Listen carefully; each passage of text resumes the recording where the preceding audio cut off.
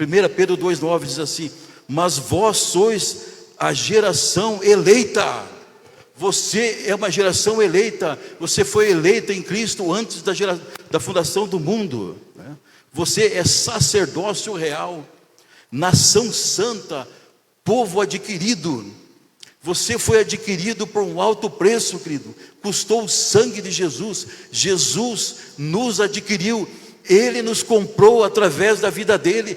Ele entregou a sua cruz por nós. Ele derramou o precioso sangue dele naquela cruz.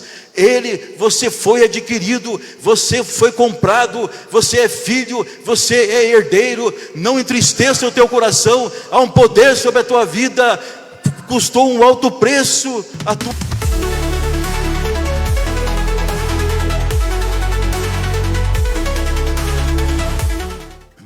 Eu quero deixar um pensamento aqui da palavra de Deus. Quero saudar a nossa amada igreja aí, os irmãos que estão também acompanhando a live conosco. Seja bem-vindo. E quero deixar um pensamento aqui para a amada igreja. Texto bem conhecido, Lucas capítulo 4, a partir do verso 16. Essa mesma passagem está lá em Isaías. É uma passagem que Jesus cita o livro de Isaías, no capítulo 61. Bem conhecido, Lucas 4,16. Diz assim: e chegando a Nazaré, onde fora criado, entrou Jesus num dia de sábado, segundo o seu costume, na sinagoga, e levantou-se para ler, e foi-lhe dado o livro do profeta Isaías. E quando abriu o livro, achou o lugar em que estava escrito: o Espírito do Senhor está sobre mim, pois me ungiu para evangelizar os pobres, enviou-me a curar os contritos de coração, a proclamar liberdade aos cativos e restauração da vista aos cegos, e pôr em liberdade os oprimidos, e anunciar o ano aceitável do Senhor. E cerrando o livro, tornou a dar ao ministro e assentou-se, e os olhos de todos na sinagoga estavam fitos nele. Amém. Curve sua face, querido. Vamos ter uma palavra aqui de oração. Pai amado, nós queremos agradecer por esse texto, por essa porção gloriosa da tua santa palavra. Eu peço que o Senhor fale conosco, Pai. Gera fé nos nossos corações. Eu quero que, Pai, use a minha vida como canal de bênção para ministrar a tua igreja. Pai, nesse momento também nós entramos em guerra espiritual. Nós damos ordem a toda oposição, tudo aquilo que poderia se opor contra a tua palavra, contra nossas vidas. Nós damos uma ordem que bata em retirada agora, na autoridade do nome de Jesus. E declaramos, Pai, somente a tua presença aqui neste lugar. Fala conosco, Pai, tira todo o cansaço físico, mental, toda a preocupação, e leva o nosso pensamento, Pai, aqui a tua palavra. Fala conosco, Pai, em nome de Jesus. Eu me coloco na tua dependência, Pai, em nome de Jesus. Amém. Amados, é um texto bem conhecido, como eu disse. Eu quero colocar como tema aqui: somos filhos de Deus. Esse texto aqui diz que Jesus, certa feita, ele chegou a Nazaré. E Nazaré é a cidade onde Jesus foi criado. E ele entrou ali na sua terra natal. Ele entrou ali no dia de sábado, e segundo o seu costume, na sinagoga, ele levantou-se para ler. E ali foi-lhe dado o livro, e ele achou o lugar ali onde estava escrito: o Espírito do Senhor está sobre mim, pois que me ungiu para evangelizar os pobres, enviou-me a curar os contritos de coração. Aí Jesus, ele estava falando ali sobre ele mesmo, né? Ele estava lendo sobre ele mesmo. O texto diz ali: a proclamar liberdade aos cativos e restauração de vista aos cegos, né? E diz o texto aqui que os olhos de todos estavam fitos nele, né? Porque Jesus, quando ele estava ali ministrando a palavra, ou fazendo uma leitura ali da palavra, né, não era como ali outros dirigentes que iam ali e falavam aquilo muitas vezes de cor. Muitos deles sabiam o que os textos de cor, né? E Jesus falou ali, aquela unção fluiu e todos estavam olhando, ficaram fitando ele, né? Então ele disse: hoje se cumpriu essa escritura aos vossos ouvidos. E todo mundo dava testemunho, né? Eles se maravilhavam das palavras da graça que saíam da tua boca, porque Jesus, havia graça na palavra dele, aquilo que ele estava declarando ali, né? Aquilo encheu o ambiente de uma graça, na presença da graça de Deus naquele lugar, né? Mas aí alguém começou a comentar entre si, né? Entre outras pessoas, diz: olha, não é esse o filho de José? E Jesus, ele ouviu essa palavra e ele disse, porque Jesus, ele sabe todas as coisas, né? Jesus, como um bom médico, né? Ele toca em cima da ferida ali, né? Ele sabia com quem que ele estava lidando ali naquela sinagoga, né? Aí ele sabia o pensamento dessas pessoas. Ele disse: olha, sem dúvida me direis esse provérbio: médico, cura a ti mesmo, faze também aqui na tua pátria tudo o que ouvimos ter sido feito em Cafarnaum, né? E ele disse ali, ó: nenhum profeta é bem recebido na sua pátria. Porque Jesus sabia ali do desprezo, Jesus sabia, muitos ali olhavam para ele, mas esse não é o filho de José? Não estão aqui os seus irmãos aqui entre nós aqui? A família dele não está aqui com a gente? E Jesus começa a falar ali, citar ali alguns textos. Ele diz: em verdade vos digo que muitas viúvas existiam em Israel nos dias de Elias, quando o céu se cerrou por 3 anos e 6 meses, de sorte que houve em toda a terra houve grande fome. Jesus começou a citar aquilo ali, né? E disse ali: mas a nenhuma delas foi enviada Elias, senão a Sarepta, a Sidom, uma mulher viúva. Ele começou a citar as escrituras, né? E aquilo ali, né? As pessoas ali ficaram irados, né? Eles não aguentaram ouvir a verdade, né? Porque Jesus estava falando ali que, em poucas palavras, ele estava falando: muitos ouvem, mas poucos recebem, né? E ele disse ali, então, levantando-se, expulsaram ele da cidade, né? E ali levaram ele, né, até um cume do monte da cidade que estava edificada. Quiseram jogar Jesus em cima daquele monte ali.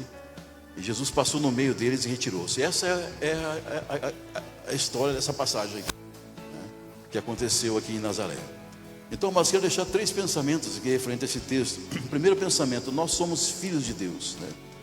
Então o texto diz que, chegando a Nazaré, onde fora criado, entrou no sábado na sinagoga. E ele começou ali a ministrar, começou ali a falar, com poder, com uma graça, uma virtude tão grande, né? E as pessoas estavam ouvindo ele, né? Mas quando Jesus falou que aquele texto se tratava dele mesmo, né? Aí o povo se irou, né? Mas o que ele está falando? O que ele está dizendo, né? Amados, eu entendo com um texto como esse que a maior ira do Satanás, né, é quando Jesus ali se declarou Filho de Deus, né? Quando ele estava fazendo uma leitura ali e tal, né? Quando ele declarou quem ele era e qual a missão dele aqui na face da terra, né? Aí o inimigo usou essas pessoas ali, tentaram até jogar ele de cima do monte, e ele fugiu daquele lugar. Tal foi a ira daquelas pessoas, né? Então, mas o diabo, ele sabe, né, o momento que ele está perdendo, que ele já perdeu a batalha, né? Então, quando ele viu aquela situação ali, né, ele começou, porque a intenção do adversário, que é colocar dúvida no coração do homem, né? Colocou dúvida no coração daquelas pessoas. Olha, mas esse aí não é aquele filho de José? Os irmãos deles, aquela incredulidade no coração, né? Porque eu vejo que o diabo tentou colocar dúvida no coração do próprio Jesus, né, a respeito da filiação dele com o Deus Pai. Ali naquele texto onde o diabo tenta Jesus, ele fala por 2 vezes, ele fala: se tu és filho de Deus, colocando em dúvida, né? Então esse era o foco do inimigo, colocar dúvida. 2 coisas que o inimigo queria fazer: colocar dúvida no coração dele: se tu és filho de Deus.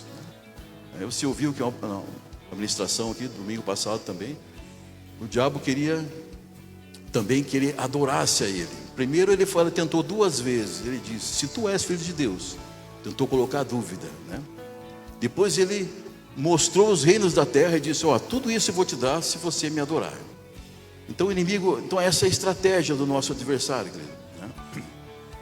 Ele quer colocar dúvida no nosso coração se realmente nós somos filhos de Deus, né? Ele quer questionar, ele quer se opor à palavra de Deus. Mas amados, eu declaro sobre a tua vida, sobre as nossas vidas, que nós sabemos quem nós somos. Nós sabemos que somos filhos, somos herdeiros em Cristo Jesus. E quando nós sabemos quem nós somos, nos apropriamos disso, o inimigo já perdeu suas forças, né? Então quando Jesus estava na sinagoga, ele declarou que aquela palavra estava se cumprindo. Mas ele conhecia o coração, a incredulidade das pessoas, né? E diz o texto ali no 22, e todos lhe davam testemunho e se maravilhavam das palavras da graça que saíram da sua boca, né? Então o diabo tentou colocar dúvida no próprio Jesus, né?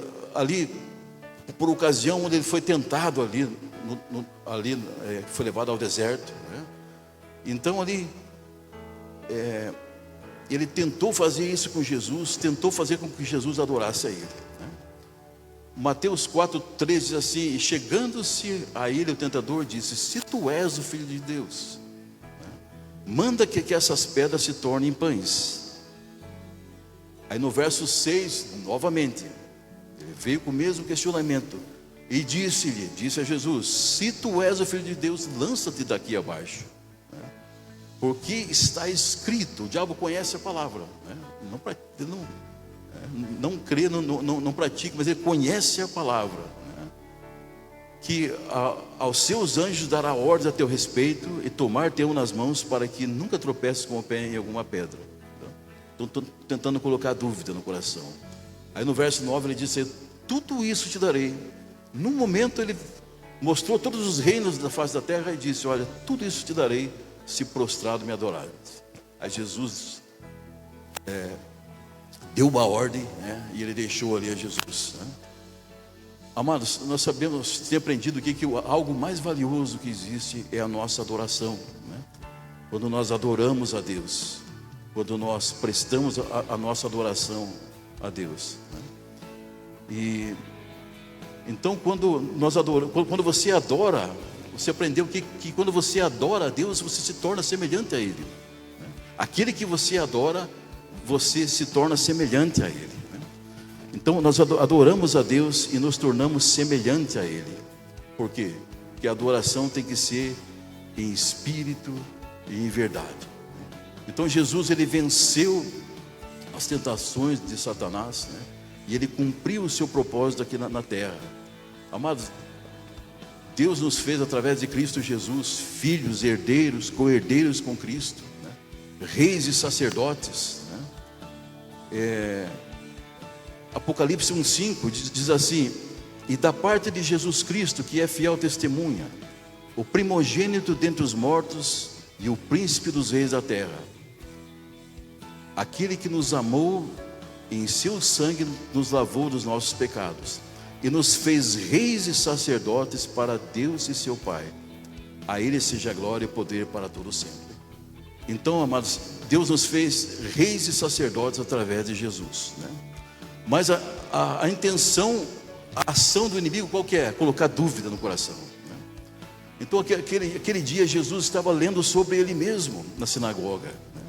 Eu creio que foi um momento extraordinário. Quando Jesus estava lendo aquele texto, querido, Ele estava falando dele e estava falando de você e de mim, né? O Espírito do Senhor está sobre mim, né? Porque Jesus já estava profetizando sobre as nossas vidas, né? Dizendo que Ele declarando aquela palavra sobre a vida dele, né? E ele como unigênito, né? Agora ali ele se torna como unigênito, ele se torna agora o primogênito, porque eu e você fomos feitos filhos, recebemos a filiação em Deus Pai através de Jesus. Então Jesus, quando ele falou aquele texto, ele estava falando de mim e de você, né? Então esse texto se refere a mim e a você, querido. Então, quando você lê esse texto aqui, querido, você está inserido aqui, né? Quando você lê esse texto, você declara assim: o Espírito do Senhor está sobre mim, né? Se você tiver liberdade, querido, repita assim comigo: o Espírito do Senhor está sobre mim, pois que me ungiu para evangelizar os pobres, enviou-me a curar os contritos de coração, a proclamar liberdade aos cativos e restauração de vista aos cegos, a pôr em liberdade os oprimidos, a anunciar o ano aceitável do Senhor. Amém? É você, querido. Isso que você declarou é para você, está em você. O Espírito do Senhor está sobre mim e sobre você. Tudo isso aqui que nós lemos aqui, que você declarou, o Espírito do Senhor está sobre mim. Você é ungido do Senhor, querido. Para quê? Para evangelizar os pobres. Que é pobre que está falando aqui? Esse pobre que está falando aqui é aquele que não conhece a palavra de Deus. Porque aquele que, aquele que não conhece a palavra, ele é pobre, ele é miserável, ele é nu. Apocalipse 3,17 diz assim: como dizes, rico sou, estou enriquecido, de nada tenho falta, e não sabe que és um desgraçado. Está na Bíblia, é isso mesmo. Não sabe que és um desgraçado, e miserável, e pobre, e cego, e nu. Esse é o homem sem Deus, né? Pobre, miserável, nu. O homem sem Deus, ele está dessa forma, né? Mas a palavra diz que o Espírito do Senhor está sobre nós, querido, né? Jesus entregou a sua vida por nós, né? Ele pagou um preço por nós. Ele nos resgatou e agora Ele está à direita do Pai e nos fez reis e sacerdotes para reinar junto com Ele, querido. Amados, a mesma unção que estava sobre Jesus, né, quando Ele estava aqui na terra, está sobre as nossas vidas, querido. Ele nos ungiu. A palavra de Deus diz isso e confirma que nós somos eleitos nele para abençoar vidas. Efésios 1:3, esse aqui é para você, eu declaro sobre a tua vida: bendito o Deus e Pai de nosso Senhor Jesus Cristo, o qual nos abençoou com todas as bênçãos espirituais nos lugares celestiais, né? Amado, o nosso Pai Celestial, Ele nos abençoou com todas as bênçãos espirituais. Amado, você é abençoado com todas as bênçãos espirituais nos lugares celestiais em Cristo. Isso foi possível por causa de quem? Por causa de Jesus. Tudo que você imaginar a respeito da vida e a piedade, Deus te deu, querido. Diz aqui: como também nos elegeu nele antes da fundação do mundo, para que fôssemos santos e irrepreensíveis diante dele, e nos predestinou para filhos de adoção. Eu e você, querido, fomos adotados. Nós temos um pai, né? Aí tem umas teologias falsas aqui por aí, né, que eu vi umas pessoas ali falando, colocando em dúvida a paternidade de Deus. Não, né? O cara falando: não, Deus é espírito, colocando em dúvida. Olha o que o diabo tenta fazer, querido. Amados, você tem um Pai celestial. Deus é nosso Pai, né? Ele nos predestinou para filhos por adoção por Cristo. Por causa de Jesus, querido, nós nos tornamos filhos, herdeiros, co-herdeiros com Cristo, filhos por adoção. Nós fomos adotados e temos o mesmo direito, amados, o mesmo direito que Jesus tem, né? Você está escandalizando, pastor. A palavra de Deus diz: o mesmo direito que Jesus tem, você tem. Sabe por quê? Porque Jesus pagou o preço pela sua vida, né? Somos filhos de adoção por Jesus Cristo, para si mesmo, segundo o beneplácito da sua vontade. Ou seja, foi da vontade do Pai. O que esse beneplácito da sua vontade? Foi da vontade do Pai que assim fosse, que através de Jesus nós nos tornássemos filhos, né? Que Jesus, como unigênito, agora Ele se tornou primogênito, né? E agora Deus Pai, Ele tem muitos filhos. Você é filho, querido. Você é herdeiro, co-herdeiro com Cristo. Amados, você precisa, e você recebeu uma unção sobre a sua vida. Você é ungido do Senhor, né? Jesus Cristo significa Jesus, o ungido, né?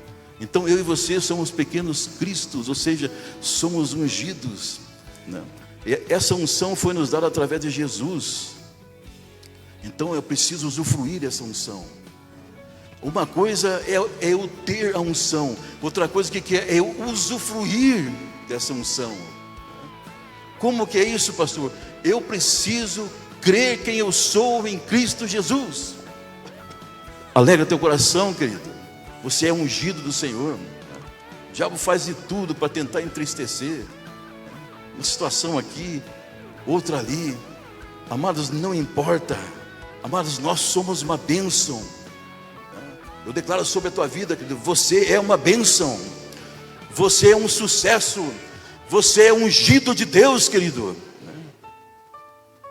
Tudo que nós precisamos, querido, é o quê? Você tem ouvido isso aqui? Deixar Deus ser Deus de nossas vidas.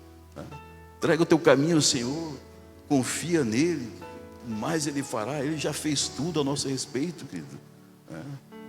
Tome posse de quem você é. Mas nós temos o Espírito Santo de Deus.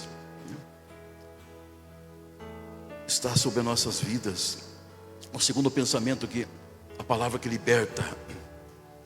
Jesus começa a ler ali a palavra, né? E Jesus, Ele é conhecido como palavra. Então a própria palavra estava ali, Jesus de Nazaré. Então Ele começou a dizer: hoje cumpriu as escrituras em vossos ouvidos. E todos lhe davam testemunho ali, né? Ali palavras de graça saíam ali da boca de Jesus. Amados, palavra de graça sai da tua boca, né? Aquilo que você declara, o mesmo Espírito Santo que estava sobre Jesus ali falando, todo mundo com os olhos fitos nele, olhando nele, né? Essa mesma graça está sobre você, querido. Basta você exercer. Eu declaro sobre a tua vida, querido, você vai começar a falar da palavra de Deus, e as pessoas vão olhar, vão fitar em você, vão olhar: olha, que maravilha, que lindo isso, né? Amado, então Jesus, ali naquele momento, Ele tocou naquele ponto em que as pessoas estavam ali problemáticas, né? Pessoas incrédulas, né? Eles falavam ali: não é esse o filho de José? E Mateus 13:57 fala a mesma coisa, diz assim: escandalizavam-se nele. Jesus, porém, lhes disse: não há profeta sem honra, a não ser na sua pátria e na sua casa. E não fez ali muitas maravilhas por causa da incredulidade deles. Incredulidade no coração deles. Esses dias atrás, estava visitando uma pessoa, estava passando por umas dificuldades, umas lutas, né? Uma pessoa assim, que a gente percebe, uma pessoa muito incrédula. E no momento, estava ali conversando com ele e falou assim: ó, pastor, você faz uma oração aí conosco? Senhor, está tudo difícil aqui, né? Tem enfermidade, perturbação de tudo que é tipo aqui em casa, assim. Amados, uma coisa eu aprendi. Uma coisa é quando alguém convida você para orar. Antes eu era assim, no calor ali você queria fazer a obra de Deus, queria fazer. Não, você sabia que uma coisa estava acontecendo, vou lá orar, né? Às vezes a pessoa nem queria receber oração, né? Então é diferente quando a pessoa convida você: pastor, faz uma oração aqui conosco, né? Eu aprendi isso. Quando a pessoa convida você, aquilo ali flui. Então eu fui ali, orei, né? Liberei uma palavra. Aí um outro dia eu passei por ali e falou: pastor, eu cheguei aqui, faz favor, olha que você orou aqui, olha, eu já estou melhor. O médico falou que eu ia ter que passar por um procedimento assim, e não precisou, já estou melhor, já estou curado. E olha, pastor, lá em casa está uma paz agora. Acabou aquele problema. Glória a Deus, querido. Sabe por que acontece? Acontece isso porque o Espírito do Senhor está sobre nós, né? Amados, quando você declara algo vai acontecer. E eu fiz aquela oração ali e pensei, puxa vida, né? Já conheci a incredulidade do coração. Orei ali, mas falei, olha, liberei uma palavra, não, mas eu vou crer. Deus honrou a palavra, né? E aquilo gerou uma fé no coração daquela pessoa. Então, amados, diz o texto que ele não fez ali muitas maravilhas por causa da incredulidade deles. O próprio Jesus não pôde fazer ali muitos, curou uns poucos ali, porque havia muita incredulidade, havia um peso naquele lugar, querido. A incredulidade é um demônio, é um espírito, né, que a pessoa, que prende a pessoa, né? Então, amados, os mesmos ali, aquelas mesmas pessoas que se maravilhavam com aquela palavra, olha, que palavra maravilhosa, eles não suportaram a verdade quando Jesus disse que um profeta não é bem recebido em sua pátria. Isso causou ira deles. Sabe por quê, querido? A pessoa está cheia de ódio, cheia de ira no coração. Amados, nos nossos dias não é diferente, né? Muitos são apegados a uma religiosidade, né? Quando você fala a verdade, que é a palavra de Deus, a pessoa se ira, né? Porque a palavra de Deus, ela mostra o que está no coração das pessoas, né? Então Jesus ali era a palavra, Jesus ali era a unção, né? E Jesus sabia o que estava no coração daqueles homens, né?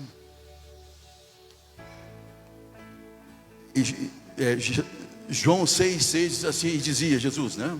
Por isso eu vos disse que ninguém pode vir a mim se por meu Pai não lhe for concedido, né? Quando Jesus estava falando ali aos seus discípulos, e quando Jesus fala essa palavra, desde então muitos dos seus discípulos se tornaram para trás e já não andavam com ele, né? O espírito de incredulidade. Terceiro pensamento, querido, Deus nos criou com propósito. Você é criado com propósito. Você não nasceu por acaso, querido.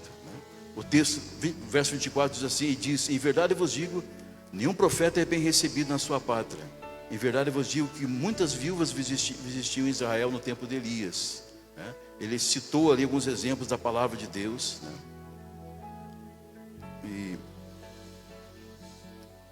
E muitos ali se encheram de ira e se levantaram. Mas o inimigo, ele tentou ali se opor ferozmente, né?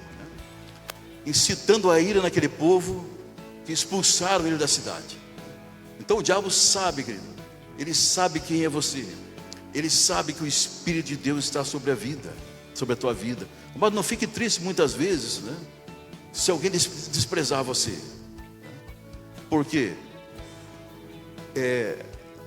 a palavra de Deus diz assim, basta ao discípulo ser como seu mestre e ao servo como seu senhor. Se chamaram Beelzebu ao pai de família, quanto mais aos seus domésticos, né? Amados, existe uma oposição, mas eu digo algo para você, querido. Existem muitas pessoas sedentas, muitas pessoas com o coração aberto, né? E eu e você, querido, nós temos a palavra de Deus. Se tem alguém que pode fazer algo a respeito de qualquer situação, somos eu e você, querido, né? Mas o inimigo, ele tenta ferir, né? Ele tenta frustrar, mas a boa notícia é o que Jesus já venceu ele na cruz do Calvário. Ele nos deu autoridade, ele te deu autoridade. E sabe o que cabe a nós, querido? Exercer essa autoridade. A palavra de Deus diz, eis aqui vos dei autoridade. Agora é preciso o que? Exercer a autoridade. Quando nós exercemos a autoridade, o inimigo cai por terra, né? Você precisa declarar a palavra, né? Amados, existe um poder sobre a sua vida. Você foi chamado para abençoar vidas. Você foi abençoado para tocar sobre pessoas. Eu fui numa empresa aí, visitar um empresário, um colega meu esses dias, né? E ele estava iniciando ali o trabalho. E estava ali com ele, conversando. Depois cheguei em casa, mandei uma mensagem para ele no WhatsApp, né? Falei assim, olha, parabéns pela empresa, parabéns pelo serviço de vocês aí. Aí ele respondeu assim, pastor, que bênção ouvir isso. Isso incentiva a gente a prosseguir. Pastor, eu estava bem desanimado. Mas essa palavra me deu um ânimo. Ore por nós, pastor. Amados, o que acontece? A tua palavra tem poder, querido. Nós fomos chamados para abençoar vidas. Uma palavra tua muda o ambiente. Porque para amaldiçoar, para reclamar, para falar mal, já está cheio, né? Mas eu e você, querido, nós temos a poder na tua palavra. Eu declaro, querido, que onde você entrar, aquilo que você falar, aquilo que você declarar, isso vai trazer alegria na vida das pessoas. Porque a autoridade está sobre a tua vida.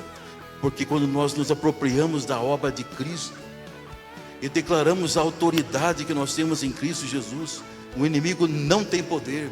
Ele tem que bater em retirada, porque ele foi vencido na cruz do Calvário. Sabe qual que é a legalidade que o inimigo tem? É quando nós baixamos a guarda. Quando você fica ali, muitas vezes, focado nas coisas desse mundo, falando palavras negativas, declarando coisa negativa, isso é um alimento para o inimigo.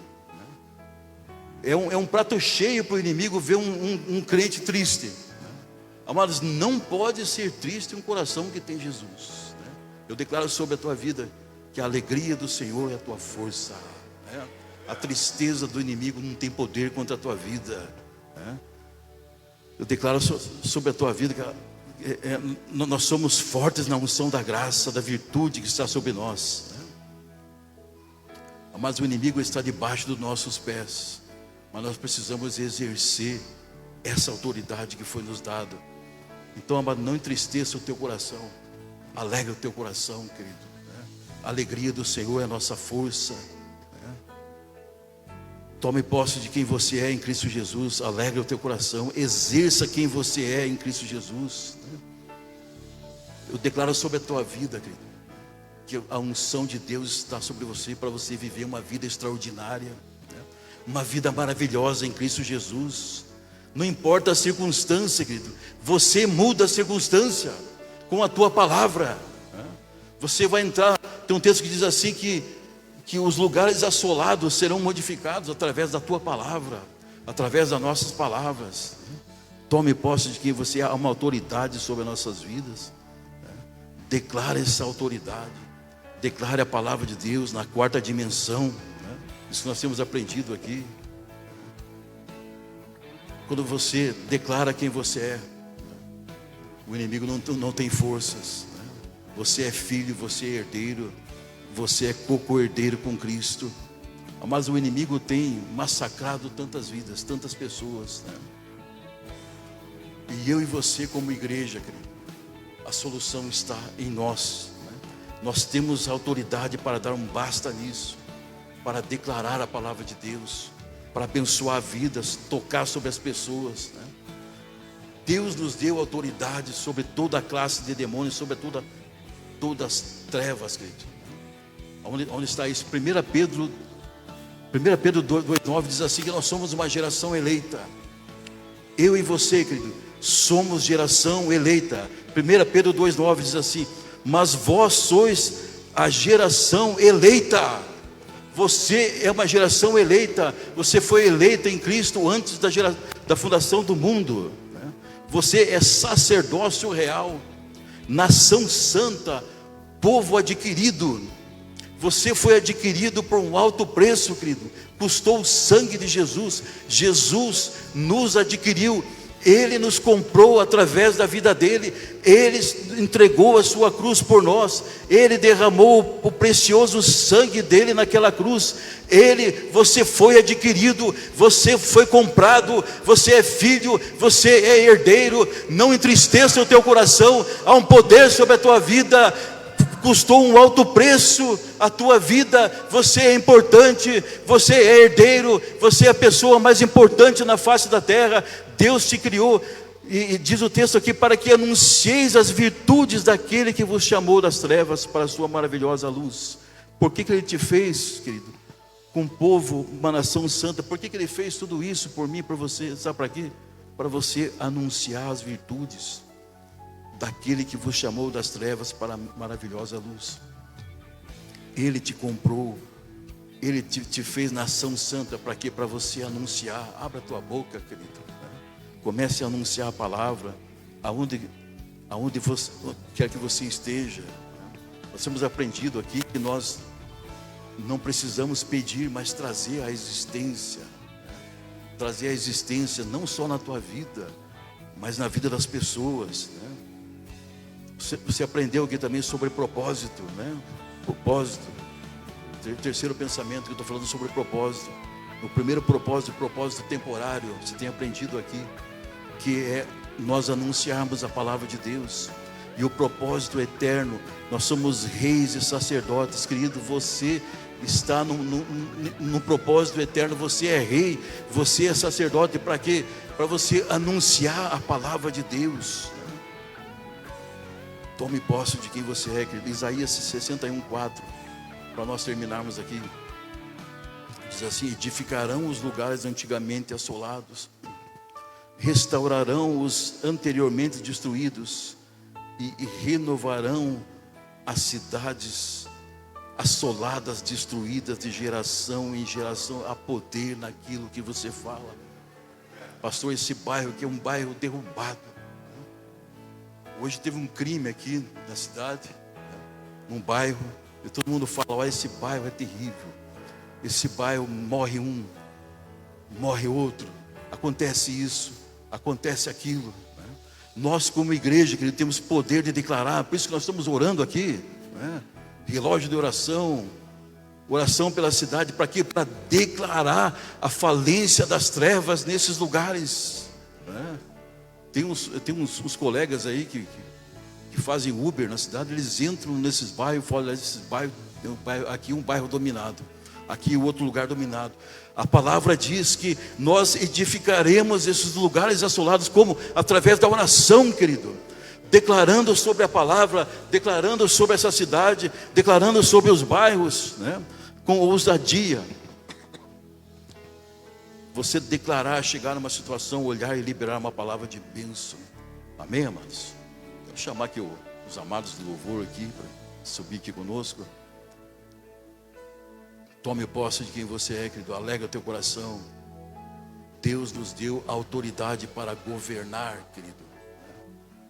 Esse lugar aqui está sendo governado por tal facção. Deus te deu autoridade para governar. Lá no bairro onde você está, lá quem governa lá é você. Por quê? O Espírito Santo de Deus está em você. Eu e você somos a autoridade para declarar a palavra, né? Amados, não perca tempo com as coisas desse mundo. Não perca tempo com tristeza, com preocupação. Tome posse de quem você é em Cristo Jesus. Ah, pastor, eu preciso disso, eu preciso daquilo. Deus te deu tudo, querido, referente à vida e à piedade. Tome posse de quem você é em Cristo Jesus. Aleluia.